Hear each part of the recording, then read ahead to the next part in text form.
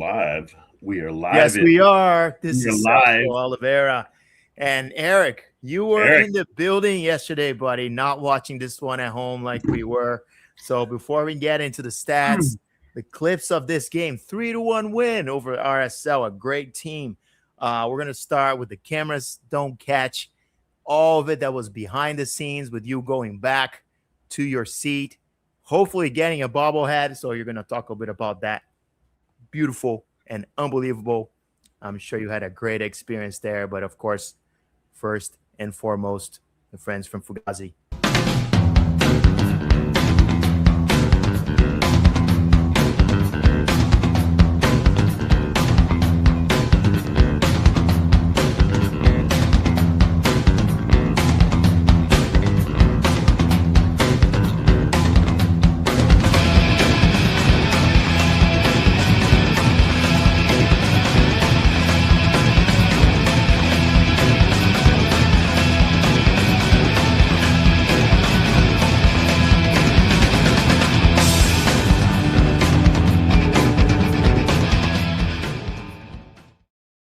Hey, where'd Eric go? We got ourselves a bobblehead, of course. Eric, I know you were there in person, buddy, and just walk me through it. What did BMO sound like? Of course, first game after the World Cup, Sonny scoring on the 11th minute. What was that place like from the beginning? The fact that it was his bobblehead night. Walk me through it before we even break this puppy down. Man, I mean, it was a packed house last night, which for a Wednesday is pretty darn good. As far as the people in the building, I would say, and maybe this is just me, but, you know, last week we had a very nice victory against Carson, but Carson has a lot of problems with that team. And if you kind of poked around the other MLS scores, you saw yesterday they had lots of problems still. So I feel like that game wasn't a good measuring stick for how good we're doing. Real Salt Lake, on the other hand, a very well put together team. A lot of very exciting young talent in the team, which we talked about last time. So I knew this would be a real test.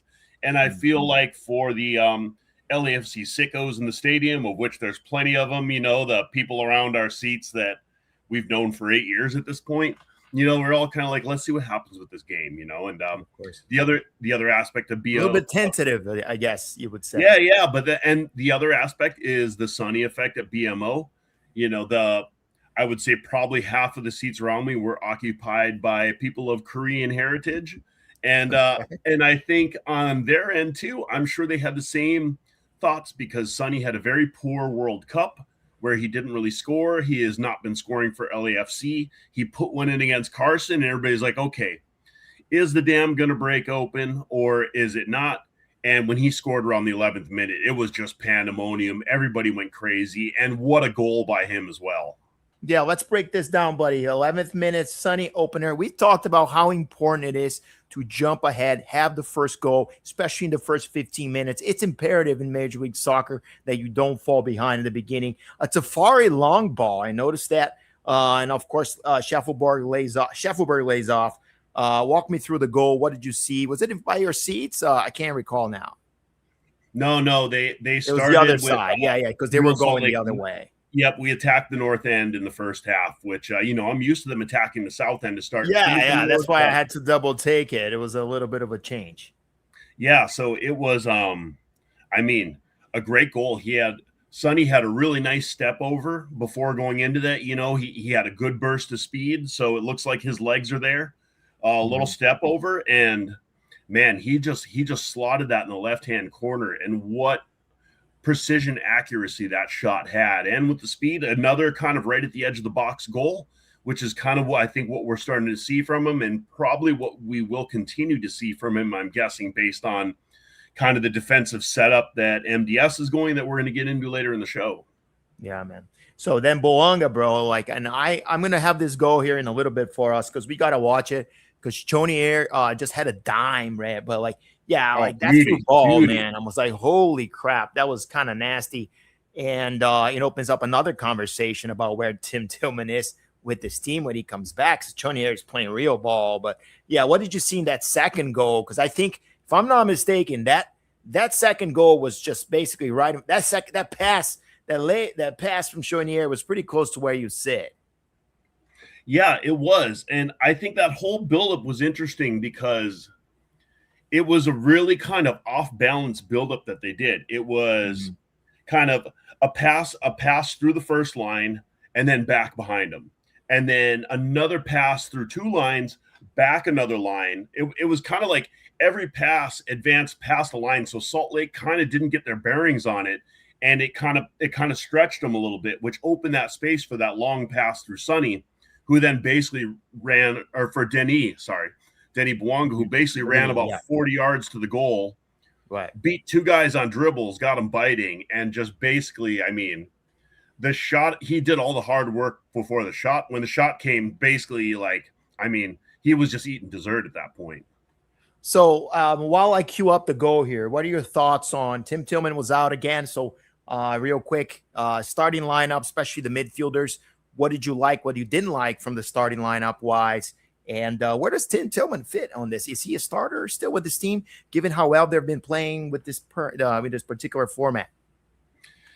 Well, I mean, there's some mixed reviews on this. It comes down to Steady Eddie Segura. Like, oh yes, is he the guy that we want? He's playing the six, I would say, kind of like, right? No, he was totally playing the six last night. The defensive support he gave was really good. On the other hand, if you look at our back line, we basically have four guys who can play center backs. Do we need a fifth? Do we need five center backs on the field at one time? When he, on the attacking side with the ball, often kind of, I think Eddie struggles with that. He struggles in the holding position there. And so I think this is a part, obviously it did well against Real Salt Lake, but I also think that Real Salt Lake's real threats tend to be in their attackers. Their midfield it's not bad, but there's better midfields in the MLS. And if we go against a better midfield, will Steady Eddie be able to do that? We did see a really bad giveaway. I can't remember if it was Eddie or if it was, I think it was Eddie, that Salt Lake almost could have basically had a 2-on-1, but Porteous was able to bail out a pass that, if the RSL would have shot, he might have had it, but instead he laid for a pass. Porteous was able to block it. But so, my reviews are mixed. I'm not so sure Eddie is the guy that we want to run the whole season at the six. Now, is Tillman the guy we want to have at the six? I still am hopeful that Igor Jesus will be back soon, and he's going to be that role. It's not. It would pull back, and this is why I'm asking. So let's watch the goal first, and then we'll kind of talk about that, because I have a point to say about that, because then you move Chounier out of that position. You're going to be forced to play Chounier on the sixth, so he wouldn't be able to do something like this. Oh, wait a minute. Seeing his numbers pick up as it's played in for Bouanga versus Yedlin. Crowd rises to a crescendo. Bouanga! Just making people miss. Oh yeah, making people those miss. Defenders missed. It's like so the bad. Dead duck. It's so bad. She just crushes it every time. All right, so that's kind of what I'm trying to say. That if Chounier is not playing in the position that he was playing last night, which is clearly not the six, you kind of force him to be that defensive workhorse. And while he can play the position, you start missing some of this production, some of the creative production that we've seen from him. Anything to say about that? Yeah, I don't like Chounier at the six. He's also a pretty good shooter from outside the box.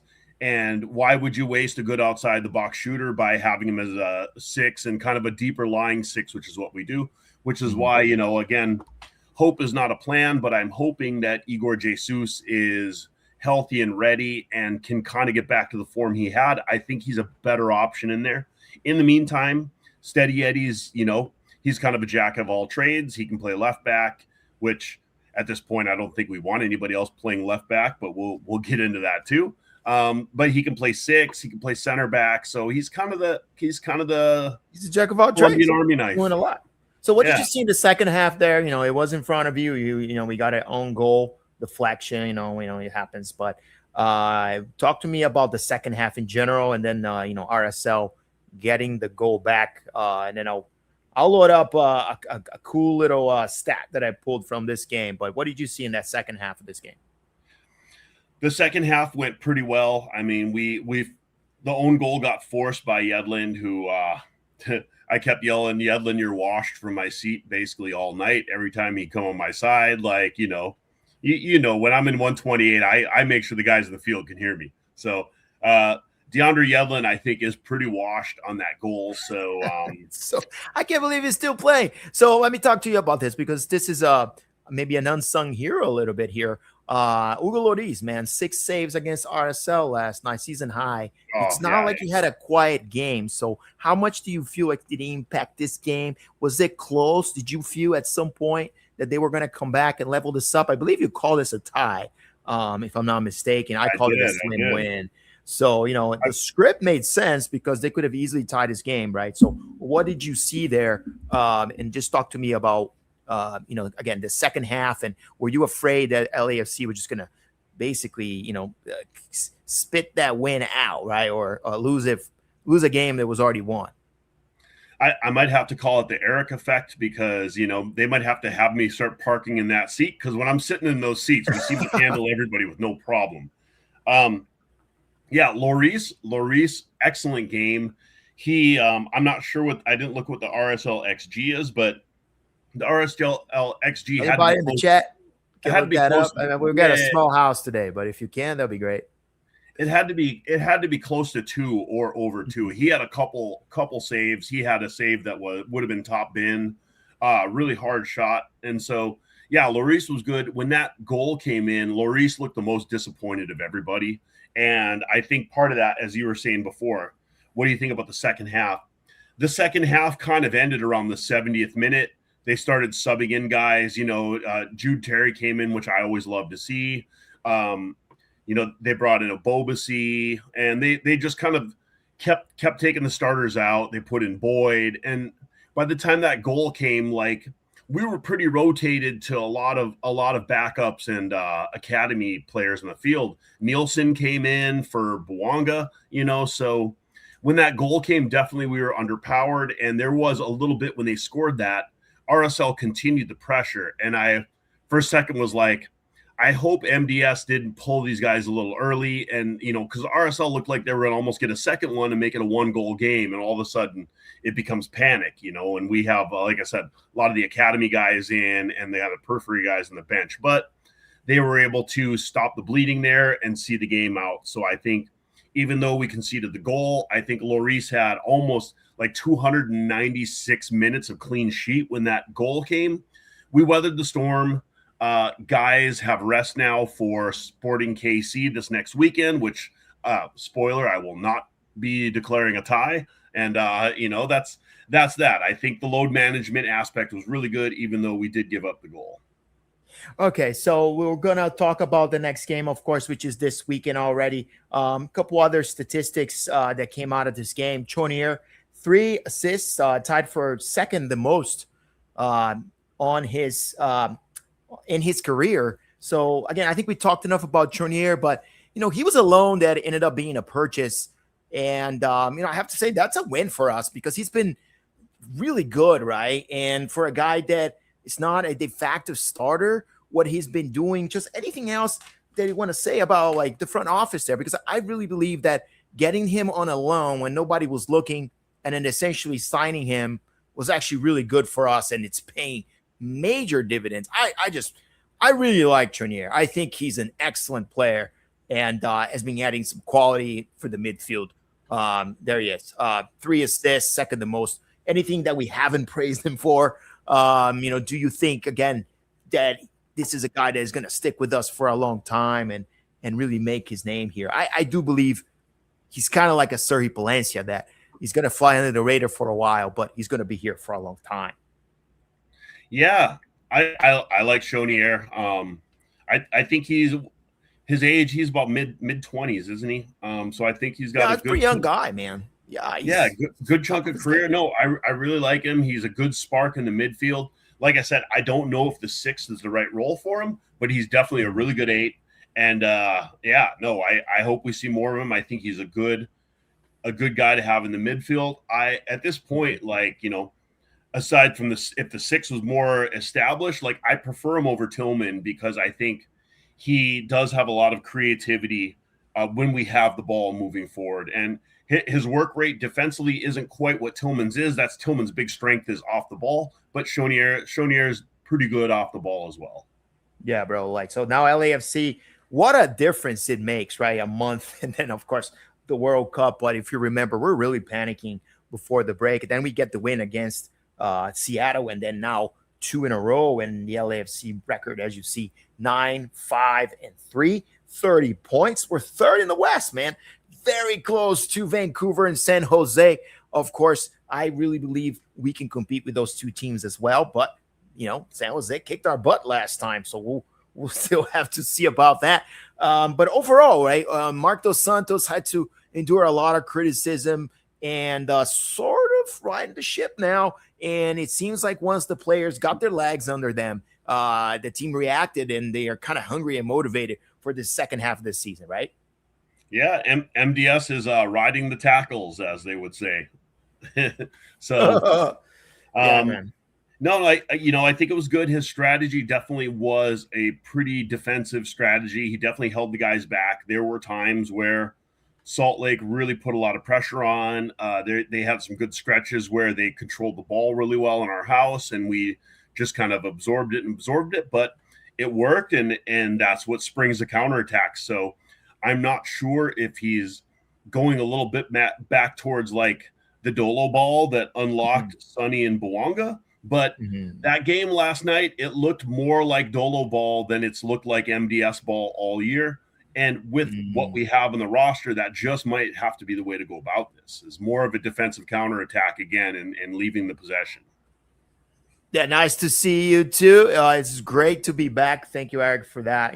By the way, RSL, we won their last 3 meetings against them. I think the last time that we lost to them was the snow game when Cherundolo was just pissed that we were playing in ridiculous conditions. And ever since, again, stat from the article yesterday, outscoring them 11-3. So great job. Great to see us against a team that has actually played really well in Major League Soccer this year, has found some dimes. If you watch the Monday show, we broke down what their team looks like, who are some of the players, that were impactful. And one of them ended up being impactful. Angle, really good player for them, had a lot of good defensive stops. But then again, LAFC ends up with the big dub, the big 3-1. But bro, I know you were impressed by one player, and I'll let you talk about him. And you were raving about him on text messages. Who is he? And talk to me what you saw there, because I believe he was very close to you. Shiberko, man, what a breakout match that guy had. I mean, he was everywhere on that side. He pretty much shut down Gozo the entire game, and he locked down that whole left side. He was up and down the field. There was, in the first half, he broke up a 2-on-1 about 10 yards from the back line, where he took the ball off of 2 defenders and then held it, and we were able to create another attack. It didn't lead to anything, but it was just like, what a work rate, great defensive work, takes the ball and then holds the ball, and pretty pacey guy as well. So I am pretty thrilled. I thought that game was good enough that at this point, like, that should be his position to lose, like. Yeah, no, 100%. I mean, because you can very easily slide. Well, that's a good question, because he's a left back. Yeah, I mean, who's going to question him in that left back, right? Like, I don't think Hollingshead can do that. And then Palencia can just be a secondary player with Hollingshead. So it actually works really well if we have some stability on the left side, because then the other two can, split time, which I think for them during the grind, it works. Like, we don't want these dudes taking any minute of our schedule, because it's proven that they cannot at all. And that's been a problem there. But yeah, great pickup. I think, like you said, I think Columbus snoozed on that one a little bit. What's up? Yeah, no, because, one of the things I was talking to some one of the Columbus podcasters about this in a group, and I'm just like, how did you guys let him go? And pretty much he only played a couple games at Columbus. Like, they really didn't play him much at all. And so it's very impressive that kind of an unknown quantity there who really didn't get very many minutes on Columbus anyways. Somebody, whether it was JT or somebody, saw something in him and brought him over. And he's looking like a very underrated transfer pickup window. It's just one game, of course. I'm getting ahead of myself. You kind of want to see how he's going to do in a bunch of games. Maybe the 10-game rule goes into effect, but course. If he plays like that yesterday, I mean, it's such a great style, and he just locks it down. Basically, he's a fourth center back on that back line, which is, it's going to be hard for guys to come at us like that. Yeah, man. And before we go into what the front office should do, it's still, because it is a transfer season. It is the transfer window is open. And we'll talk a little bit about that. I have to bring it up that Sonny is an all-star. We talked briefly about this on Monday, but once again, an all-time regular season stats for this man. It's nothing to be ashamed of. It's beautiful. 11 goals, 16 assists in 25 appearances. And this is a segment that I'm going to coin for you, Sonny hater, or for you that is only here to think that we hate on Sonny, however you want to call it, because we don't hate on Sonny. We just will tell you when they stinks, and we'll tell you when he's doing well. And in the beginning of the season, he was kind of stinky, and now he's doing really, really well. So what's changed? Do you think his positioning has changed? Do you think the expectations has changed a little bit? But he seems a little bit more loose out there. Again, didn't want to take the penalty kick, even though he was on a slump. Could have easily taken it that. And since then has been 2 goals, 2 games. The engine of our attack. What do you think, man? Like, is something different here? Is it just the weight of the World Cup that is lifted over him or out of him, I guess? I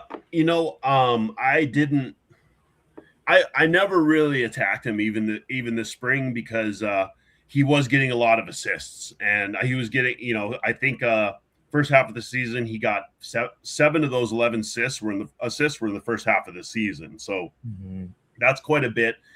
I believe he has won a penalty or 2 as well, but regardless, what has changed, I think, as I mentioned before, I think MDS has tactically brought this team back to a little more of a counterattack. As we had talked beginning of the season, he had spoken about playing with more of a 10 and sometimes 2 10s. And I think last night we really didn't see much of that. They looked like a team that was kind of absorbing pressure and counterattacking. And when you have Bouanga and Son out there, along with a couple midfielders who can make those line-breaking passes like Chonier did, this is really a more rational way to play the ball when you're playing a team like Salt Lake that is going to come at you. That's cool. We're going to be playing SKC this weekend. I'm not sure if SKC is going to want to come at us the same way that RSL did, because that's a young team. Those guys are hungry. They're ambitious. They want to take on players. So, it's going to be a little bit of a change. So I think next week will be interesting to see how they prepare for it, and if they try to do more of a possession base, which MDS is trying to move the team to. But again, I think last night looked much more like Dolo ball than it looked like MDS ball. And we all know with Sonny and Bouanga, Dolo ball has worked very well for both of those guys. That's cool, man. All right, we're testing a new feature here that StreamYard has, which allows you to vote basically live. I believe, you can put the answer there or the number. I mean, it should be the number, make it easy. Otherwise, it would be really hard. But Ote says mid, so that, I guess, counted as a vote. Again, I'm testing this out. It looks really cool. It allows you guys to interact directly. Eric, give it a test there. Write 1 as a comment and then see if that will compute as def. Yeah. See, Eric put STR winger there. So we got to keep it easier, because that's a whole lot of words there. And, it creates a disadvantage for the strikers. But good way to interact with us if you want, because this is the time when we want to talk a little bit about the transfers that's happened so far. A lot of outgoing stuff, as you know. Last time, we talked about Nate the Great going to DC. Did he start? No, I don't think so. No. And then Amin Boudry now leaving to Hammarby. He subbed in. He subbed in and got an assist. There you go. Nate the Great already making that contribution. He did not start because the coach normal. The coach complained that Ordaz showed up not in very good shape. Oh shit. Well, I believe that too, man. Like, the guy probably knew he was going to be traded and just didn't work as hard. But he'll find his mojo out there. Just a bad situation for him. It's going to improve. I think the coach is a crybaby because Ordaz he came correct. I know it. Look, good luck to them. That's all I got to say about that. And to LAFC, Uruguay, it's going to be okay. But just I mean, Boudry now, a player that we got, only played a few handful of games for us, gets injured and on his way out back to Sweden. Seems like he just didn't want to be in the United States or didn't see his career taking off here. Another relatively young player that we were putting a lot of our chips on gets dealt, and we had Nava actually signed from the twos just to basically fill that spot, which would have been Tim Tillman's anyways. But what do you do here, man? I noticed you voted for the striker, and I know that you think JT is gonna go big on splashing for a big name for a DP, maybe.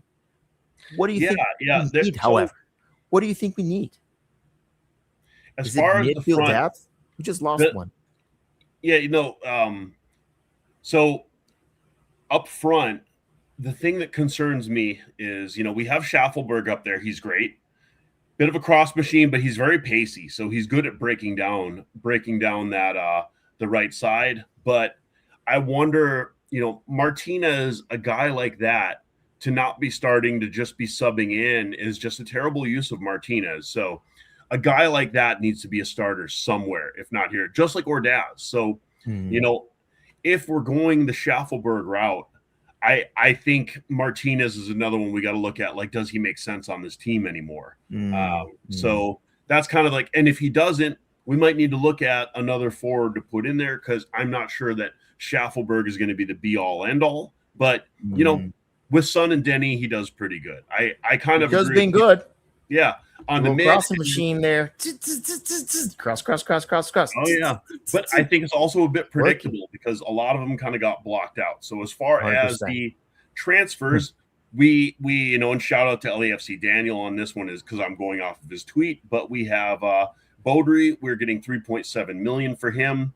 Ordaz got 2.4 million, which is basically 6.1 million. Eustachio, Porto has said they will let him go for 5 million. So I wonder if that's enough money with those two to pick up Eustachio if they want to, and they've opened the DP slot. Now, adding into this mid, just what is things on that, and I'll let you finish. Go ahead. Yeah. So I'm not saying that we are going to. Well, I think with Eustachio, let me just say real quick, he was with Porto yesterday, already doing his physical exams. So he's back, and I think like every World Cup player, he got the first game off, except for Schaffelberg. He's like, you got to play, bro. And so there's a little bit of uncertainty what's going to happen with him at Porto, and most of the reports that I saw indicate that they don't want him there.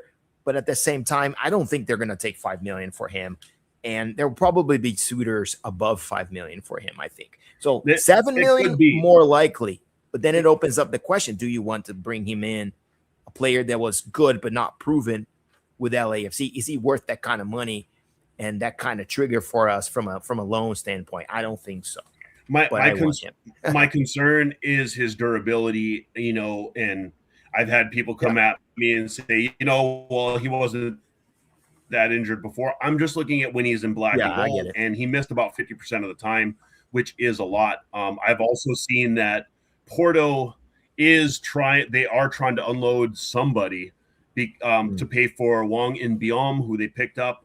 It was reported a couple days, I mentioned in the last show, that they're trying to get 5 million to cover that transfer purchase. So Eustachio kind of fits that. So that's kind of what I could see. I don't know how stuck we are on him. I do think there's other good midfield options out there, possibly even better ones. So, we'll see, but we do have a good core of Canadians. And when you have a core of national team guys there, like, things can happen, but definitely a midfield is something we need to work on. Like Tillman, I'm not super high on. I wouldn't mind to see him shipped off somewhere else in the league. Whatever it is, there you go. Send him to the All right, man. Oh, you got to go to the Middle East somewhere. Go play with your. I don't know, man. I don't know what's going to happen there. I think the David Martinez situation is an interesting one. You hold him for as long as you can. He's great depth for us. I don't want to have to deal with replacing his depth. I don't care about the player at some point. I care about him giving us 35 quality minutes. And if we need to play extras, that he can give us a goal that we're not expecting to get from our starters. That's how you win games. We need a strong bench. And if he's going to be a bench guy, he's going to have to accept that role and make the most of it. You had 30 minutes to kick some ass, my guy. And that's a good thing. that is not a bad thing. All right, SKC, Yeah. you're going to be there, right? Last on the transfer thing, I just want to bring up Artem Smolyakov, who again didn't see the field. You know, they put out a Nielsen instead of Smolyakov, and they played Nielsen up at the right wing. So it's okay.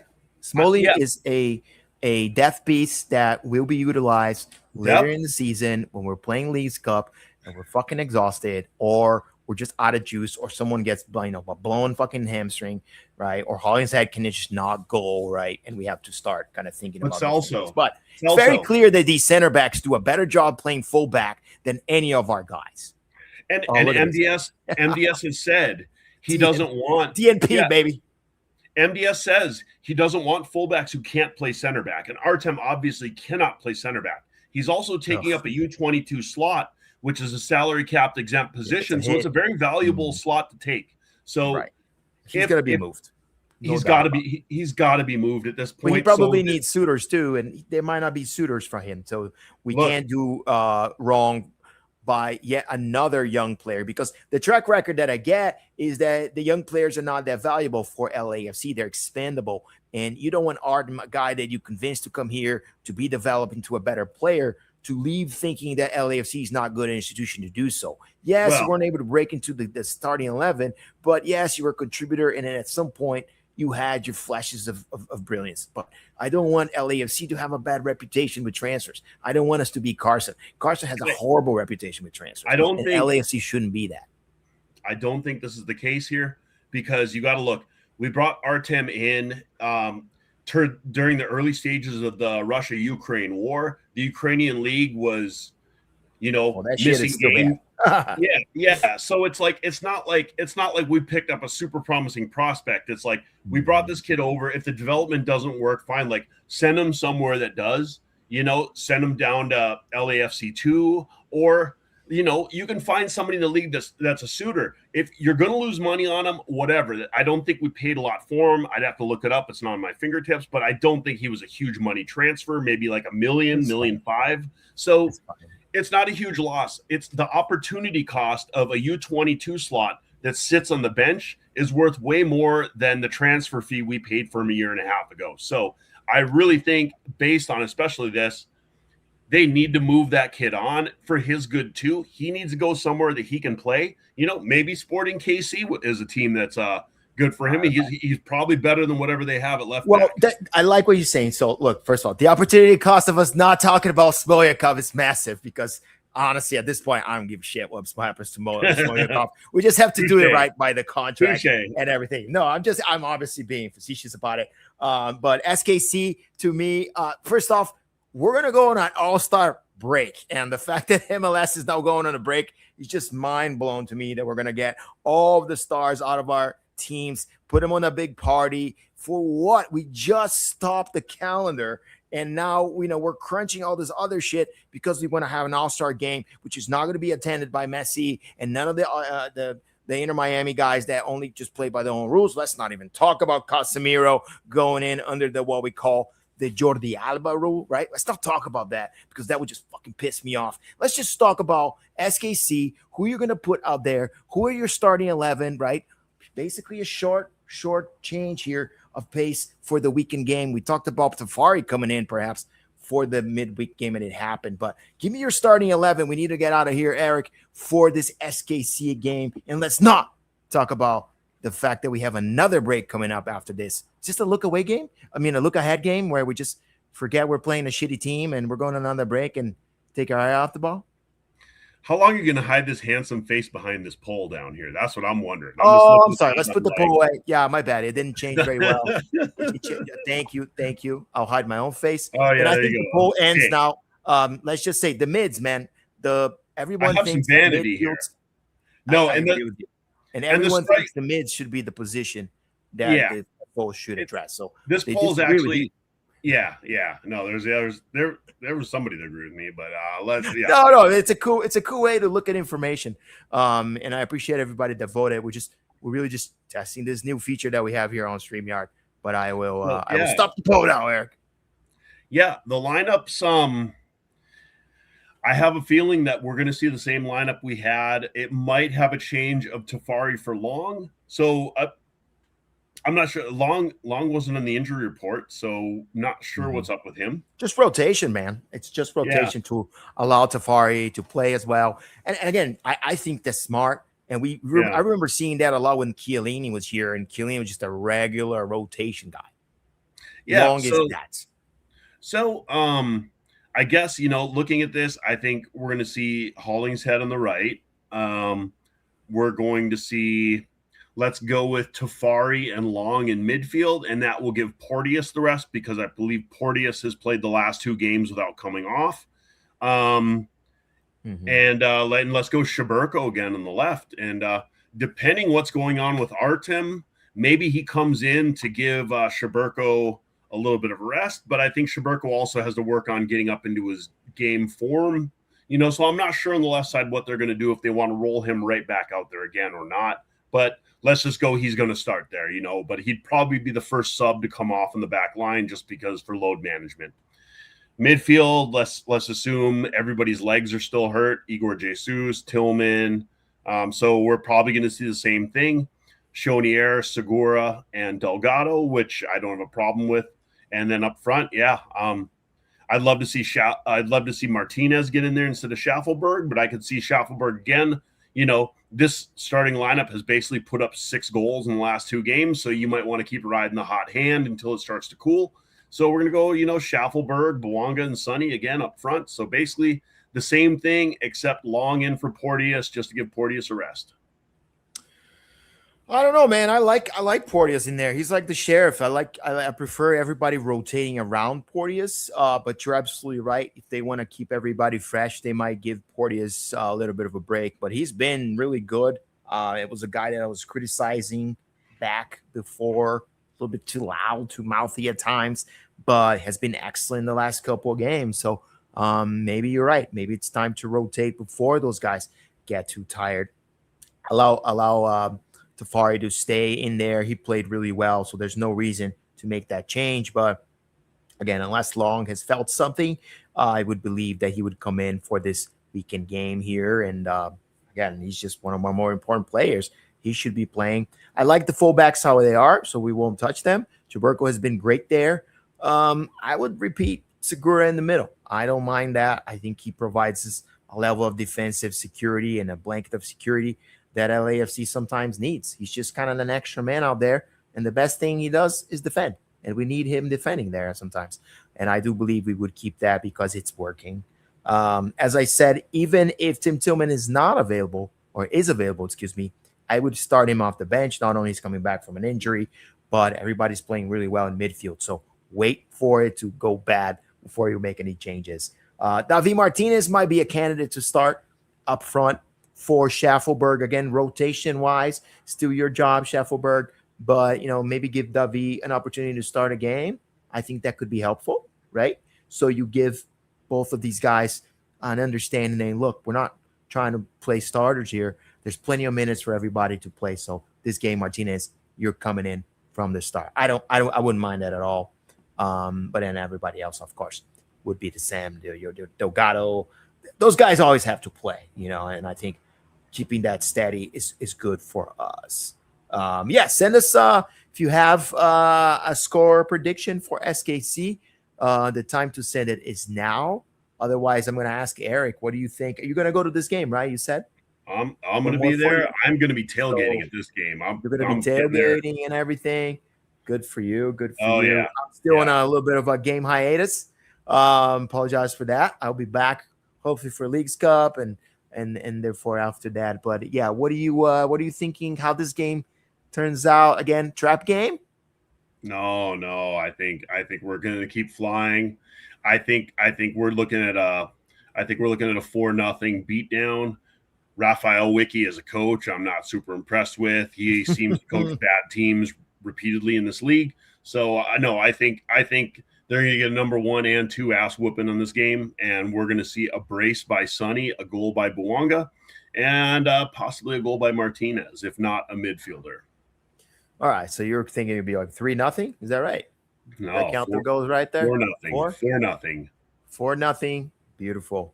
All right, I'm going to go more conservative than you, but still a big W. I don't believe we're going to look past these guys. I think the momentum is real. I always measure teams in 3 ways. I look how you played your last game. I look how you played your last 3 games. And I look how you played your last 5 games. And LAFC is checking 2 out of 3 boxes right now, outside of the one that, honestly, that data doesn't matter anymore. Those 2 games were way too long ago in order for me to care about them. So I think LAFC is riding hot. And as you said, SKC is a scared team. But they had Joveljic, which is a great, great center back. And by the way, I have to remind everyone that the day Carson got rid of that guy, everything fell apart. Had they gotten rid of anybody but Joveljic, they would have been, in my opinion, in a much better situation. He was a really good striker and always did damage against us. Was really, really good against us as well. So SKC will be what they will be. It's MLS too, man. Any given Sunday, something can happen. But I do believe we're going to get out of this game with a 3-0 big dub. Especially because you're there, right? Fuck. You can't lose while you're there. Yeah, man. Good luck. Congratulations to everybody that got the bobblehead. They're going for about $100 on YouTube right now, and they're selling. This dude sold 8 of them. I guess you just stand outside and wait for motherfuckers to just say, hey, you want to sell it for $60? And then you can get $40 for one online, man, because they're just moving. This guy moved 8. 8? How did you get 8 of them to begin with?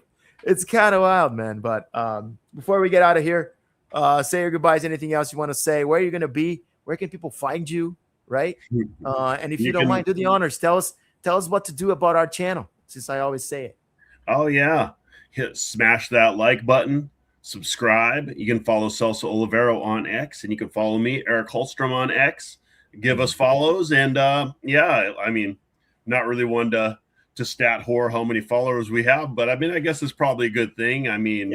More the better. Well, so one out of 4 of you don't follow us, because I saw a stat that 25% of our audience do not follow us, and I was very depressed about that. It doesn't cost you anything to just subscribe and help us tremendously. So I'm done with that. I'm done with that. And more importantly, this Saturday, probably around 4:30, 5 o'clock, I will be at Christmas Tree Lane. I usually hang out with the 42 Originals, so if you have young children, now you're making me want to go. Now you're making me want to go.